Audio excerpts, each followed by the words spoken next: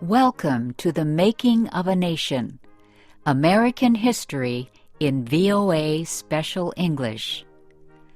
A new leader stood before the American people on March 4th, 1913. He was Woodrow Wilson, the 28th President of the United States. Wilson belonged to the Democratic Party. He was progressive in his belief that government should take an active part in efforts for social reforms. This week in our series, Kay Gallant and Harry Monroe begin the story of Wilson's presidency.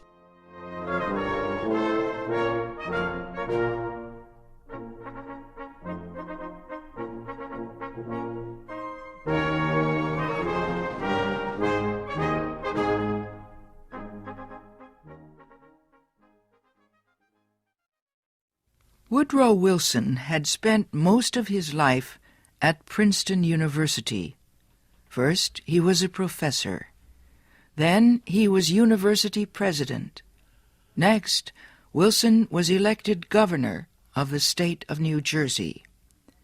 His early success as governor made him a leading candidate for the Democratic presidential nomination in 1912. Wilson traveled widely around the country during the campaign. He made speeches to many groups. He tried to make himself and his ideas known to as many Americans as possible. Wilson called his program the New Freedom. One of his campaign promises was to fight for better conditions for America's small business owners.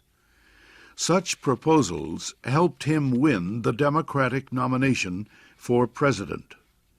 Then he defeated President William Howard Taft and former President Theodore Roosevelt in the election.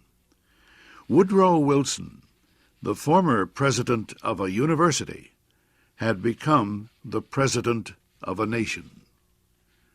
The largest crowd in Washington, D.C.'s history welcomed Wilson outside the Capitol building on the day of his inauguration. He called on the American people to join him in making the country a better place. "Our duty," Wilson said, "is to correct the evil without hurting the good. I call all honest men, all patriotic, all forward-looking men to my side."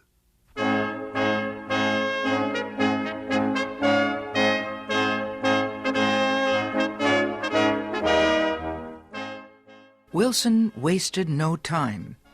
He immediately called a special session of Congress to act on Democratic campaign promises to reduce import taxes or tariffs. Wilson felt strongly about the need to reform these taxes. He broke tradition by leaving the White House to appear before Congress in person to appeal for his tariff proposals. Many members of Congress opposed Wilson's plans, but the new president used the results of a Senate investigation to win the fight. The investigation showed that a number of senators owned companies that depended on high tariffs for their profits. The votes of these senators were influenced by their property holdings. Public knowledge of the situation forced many of them to give up their holdings and stop resisting tariff reform.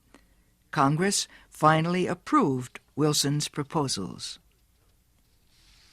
Lower tariffs reduced the amount of money taken in by the federal government. So the Senate also approved a tax on income or earnings. A constitutional amendment had been passed earlier to permit such a tax.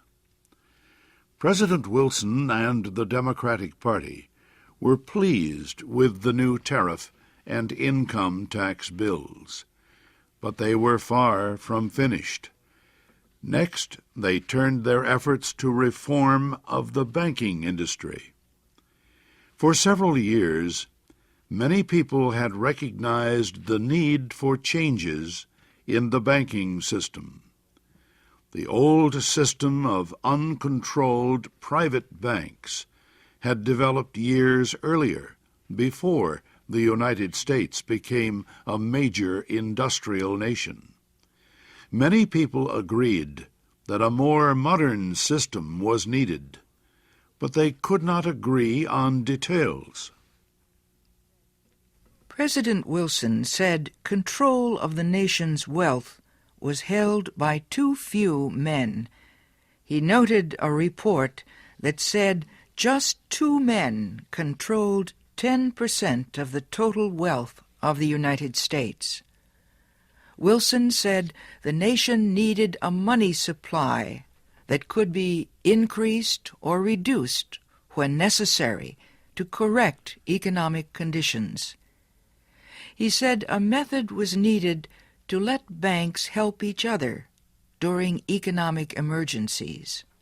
And, he said, laws were needed to prevent a few wealthy men from using the economic resources of the country for their own purposes.